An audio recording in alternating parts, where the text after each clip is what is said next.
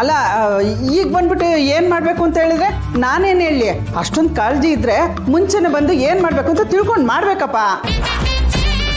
ಅಯ್ಯೋ ಪಾಪ, ಅಮ್ಮ ಎಷ್ಟು ಅಂತ ಬೈತಾಳೆ. ಬೈಬೇಡ, ಸುಮ್ಮನೆ ಇರು ಅಂತ ಹೇಳ್ಬಿಡ್ಲಾ? ಈಗೇನು ನೀವು ಅಡುಗೆ ಮಾಡಬೇಕಾಗಿಲ್ಲ, ನಾನು ನನ್ನ ಮಗಳು ಇಬ್ಬರು ಸೇರ್ಕೊಂಡೇ ಮಾಡ್ತೀವಿ ಅಲ್ವದನ? ಅಯ್ಯೋ ಏನಮ್ಮ ಹೀಗೆ ಹೇಳ್ತೀಯಾ? ಎಲ್ಲರೂ ಸೇರಿ ಕೆಲಸ ಮಾಡಿದ್ರೆ ಬೇಗ ಬೇಗ ಕೆಲಸ ಆಗೋಗುತ್ತೆ. ನೀನು ಸುಮ್ಮನೆ ಕೂಗಾಡ್ಬೇಡ. ಮನೇಲಿ ಶಾಂತಿ ನೆಮ್ಮದಿ ತುಂಬಾ ಮುಖ್ಯ. ನಾವ್ ಈ ರೀತಿ ಜಗಳ ಮಾಡ್ತಾ ಇದ್ರೆ ಪಾಪ ದುಡಿಯೋಕ್ ಹೋಗ್ತಿರೋ ಗಂಡಸರು ಬೇಜಾರು ಮಾಡ್ಕೊಳಲ್ವೇನಮ್ಮ? ನೋಡು, ನಾವ್ ಹೇಗಿದ್ರು 3 ಜನ ಇದ್ದೀವಿ, ಒಟ್ಟಿಗೆ ಕೆಲಸ ಮಾಡೋಣ, ಬೇಗ ಬೇಗ ಕೆಲಸ ಆಗೋಗುತ್ತೆ. ಹಂಚ್ಕೊಂಡು ಕೆಲಸ ಮಾಡೋಣ ಆಯ್ತಾ? ನಾನು ಸೊಪ್ಪು ಬಿಡಿಸ್ತೀನಿ, ಅವರು ತರಕಾರಿ ಕಟ್ ಮಾಡ್ಕೊಳ್ಳಿ.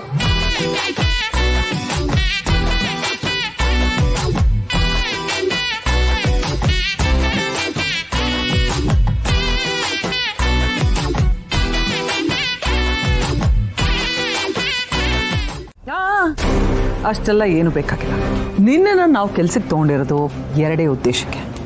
ಮೊದಲನೇ ಉದ್ದೇಶ, ನನ್ನ ಮಗನ ಮದುವೆ ನಿಂತು ಅವನಿಗೆ ಅನ್ಯಾಯ ಆಗಿದೆ. ಆ ಅನ್ಯಾಯನ ಸರಿಪಡಿಸೋದಕ್ಕೆ ನೀನು ನಮ್ಮ ಜೊತೆ ನಿಂತ್ಕೋಬೇಕು, ನಿಂತು ಅದನ್ನೆಲ್ಲ ಸರಿಪಡಿಸ್ಬೇಕು. ಎರಡನೇದು, ನಾನು ಹೇಳೋ ಚಿಕ್ಕ ಪುಟ್ಟ ಕೆಲಸನ ಪರ್ಫೆಕ್ಟಾಗಿ ಮಾಡಬೇಕು. ಮೇಡಮ್, ನೀವು ಹೇಳಿರೋ 2ನೇ ಕೆಲಸ ಏನೋ ಓಕೆ, ಮೊದಲನೇದು ಅನ್ಯಾಯ ಸರಿಪಡಿಸೋದು ಅಂತಂದರೆ ಸುಬ್ಬು ಶ್ರಾವಣಿ ದೂರ ಆಗಬೇಕು. ಅವರಿಬ್ರು ದೂರ ಆಗಬೇಕು ಅಂದರೆ ನಾವು ಹೇಳೋ ಕೆಲಸನ ಆ ಮನೇಲಿ ಮಾಡಬೇಕು. ಅಷ್ಟೇ ತಾನೇ? ಅಂಥವೆಲ್ಲ ತುಂಬ ಮಾಡಿದ್ದೀನಿ ಬಿಡಿ, ಯೋಚನೆ ಮಾಡಿಬಿಡಿ. ಆದರೆ ಶ್ರಾವಣಿ ಏನಾರ ರಾಂಗ್ ಆಗ್ಬಿಟ್ರೆ? ಹಾಗೆಲ್ಲ ಏನೂ ಆಗಲ್ಲ. ಅದ್ರ ಬಗ್ಗೆ ನೀನು ಯೋಚನೆ ಮಾಡಬೇಡ, ಅದನ್ನೆಲ್ಲ ನಾನು ನೋಡ್ಕೋತೀನಿ. ಈಗಾಗಲೇ ಶ್ರೀವಲ್ಲಿ ನಮಗೋಸ್ಕರ ಕೆಲಸ ಮಾಡ್ತಿದ್ದಾಳೆ. ಓ, ಇದು ವಿಷಯ. ಅದಕ್ಕೇನೆ ನಾನು ನಿಮ್ಮ ಹತ್ರ ಕೆಲಸ ಮಾಡ್ತಾ ಇದ್ದೀನಿ ಅಂದಾಗ ಶ್ರೀವಲ್ಲಿ ಸಿಕ್ಕಾಪಟ್ಟೆ ಖುಷಿ ಪಟ್ಬಿಟ್ಲು. ಅದಕ್ಕೆ ಶ್ರೀವಲ್ಲಿಯಿಂದ ಕೆಲಸ ಏನೂ ಆಗ್ತಿರ್ಲಿಲ್ಲ, ಅದಕ್ಕೆ ನಿಮ್ಮನ್ನು ಕರೆಸಿರೋದು. ನೀವು ಹೇಳೋ ಥರ ಕೆಲಸಗಳನ್ನ ಮಾಡಬೇಕು. ಯಾವ ರೀತಿ ಕೆಲಸಗಳು ಮಾಡಬೇಕು ಅಂದರೆ ಆ ಮನೇಲಿ ದೊಡ್ಡ ರಾದಂತಗಳೇ ಆಗಬೇಕು. ಶ್ರಾವಣಿ ಸುಬ್ಬುವಿಂದ ದೂರ ಆಗಿ ನಮ್ಮ ಮನೆಗೆ ವಾಪಸ್ ಬರಬೇಕು. ಇಷ್ಟೇ ತಾನೇ? ಅಂಥವೆಲ್ಲ ಜುಜ್ಬಿ ಕೆಲಸ ನನಗೆ ಮಾಡ್ತೀನಿ ಬಿಡಿ. ಕೆಲಸ ಇನ್ನೂ ಆಗಿಲ್ಲ, ನಿನ್ನಿಂದ ಇನ್ನೂ ಒಂದು ಚಿಕ್ಕ ಕೆಲಸ ಆಗಬೇಕಾಗಿದೆ. ನೋಡಿ, ನಾನು ನಿಮ್ಗೊಂದು ಬ್ಯಾಗ್ ಕೊಡ್ತೀನಿ. ಆ ಬ್ಯಾಗಲ್ಲಿ ಕೆಲವೊಂದು ಡಾಕ್ಯುಮೆಂಟ್ಸ್ ಮತ್ತು ಬುಕ್ಸ್ ಇದೆ. ಆ ಬ್ಯಾಗನ್ನು ಸೇಫಾಗಿ ನಮ್ಮ ಗೋಡೌನಲ್ಲಿರೋ ಹುಡುಗರಿಗೆ ತಲುಪಿಸ್ಬೇಕು. ಹೋ, ನನಗೇನು ಅಂತ ಅನ್ಕೊಂಡ್ಬಿಟ್ಟಿದೆ. ಅಷ್ಟೇ ತಾನೇ ಸರ್? ಈ ಥರ ಪಿಕಪ್ಪು ಡೆಲಿವರಿಗಳನ್ನೆಲ್ಲ ಎಷ್ಟು ನೋಡಿದೆ ಸರ್, ಎಷ್ಟು ಮಾಡಿದೆ ಸರ್. ಆಮೇಲೆ ಈಸಿ ಕೆಲಸ ಸರ್, ನನಗೆ ಕೊಡಿ, ಮಾಡ್ತೀನಿ.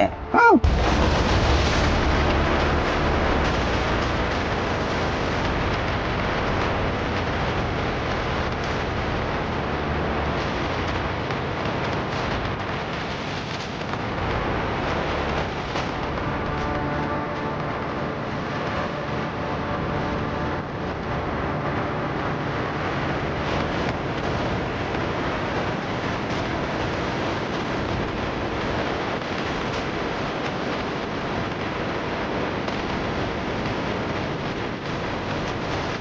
ತಗೊಳ್ಳಿ, ಈ ಬ್ಯಾಗನ್ನೇ ನೀವು ಸೇಫಾಗಿ ಗೋಡೌನಿಗೆ ತಲುಪಿಸ್ಬೇಕು.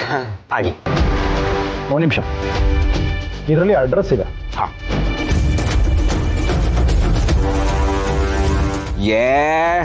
ಈ ಅಡ್ರೆಸ್ಸಾ? ನನಗೆ ತುಂಬ ಚೆನ್ನಾಗಿ ಗೊತ್ತು. ಈ ಕಡೆ ಬೇಜಾನ್ ಡೆಲಿವರಿ ಮಾಡಿದ್ದೀನಿ. ದೇವಸ್ಥಾನ ಪಕ್ಕ ಅಲ್ವಾ? ಮಾಡ್ತೀನಿ ಬಿಡಿ.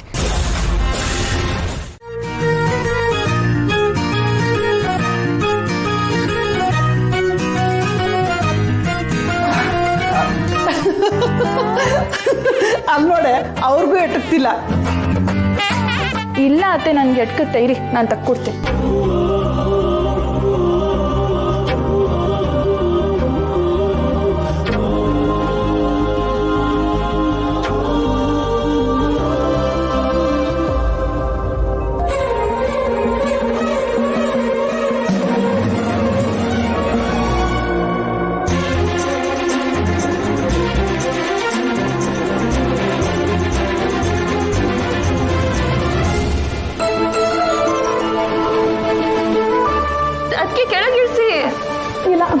ನಾನು ಇಳಿಸಲ್ಲ.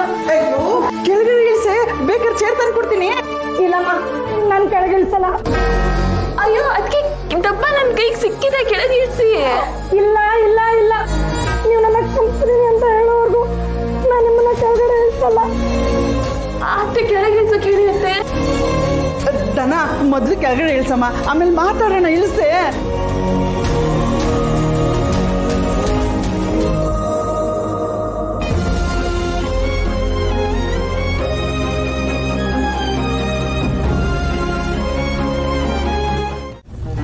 ಯಾಕೋ ಏನೋ ಸರಿ ಹೋಗ್ತಿಲ್ವಲ್ಲ. ನನ್ನ ಮಗ ಏನೋ ಮಿನಿಸ್ಟ್ರ್ ಮನೆಗೆ ಹೋಗಿ ಸೆಟ್ಲ್ ಆಗ್ಬಿಟ್ಟ. ಆದರೆ ನಾನು ಈ ಮನೇನ ಹಿಡಿತದಲ್ಲಿ ಹಿಡ್ಕೋಬೇಕು ಅಂತ ಅಂದರೆ ಅದು ದೂರದ ಮಾತು. ಈಗ ನನ್ನ ಹಿಡಿತದಲ್ಲಿ ಇರೋಳು ಅಂದರೆ ನನ್ನ ಸೊಸೆ ಒಬ್ಳೆ. ಅವಳಿಂದ ಮಾತ್ರ ಈ ಶ್ರಾವಣಿನ ಎದುರಾಕೊಳ್ಳೋದಕ್ಕೆ ಸಾಧ್ಯ. ನಮ್ಮ ವಿಶಾಲವಾದ ಅಕ್ಷಿ ಸುಮ್ಮನಾಗ್ಬಿಟ್ಲು, ತ್ಯಾಪ್ಪಗಾಗ್ಬಿಟ್ಲು. ಏನಾದರೂ ಮಾಡಿ ಅಂದರೆ ನನ್ನ ಸೊಸೆನ ಮುದ್ದು ಮಾಡಿ ಶ್ರಾವಣಿ ಮೇಲೆ ಚೂ ಬಿಟ್ರೆ ಹೆಂಗೆ ಹತ್ಕೊಂಡು ಉರಿಯುತ್ತೆ ಅಂತ ನಾನು ನೋಡಬೇಕು. ಶ್ರಾವಣಿ ಸೊಕ್ಕಡಗ್ಸೋಕ್ಕೆ ನನ್ನ ಹತ್ರ ಇರೋದು ಒಂದೇ ಅಸ್ತ್ರ, ಅದು ನನ್ನ ಸೊಸೆ. ಸೊಸೆ ಎಲ್ಲಿ ಹೋದ್ಲಿ ಇವಳು? ದನ ದನ ಕೊಡುವ ಲಕ್ಷ್ಮೀ.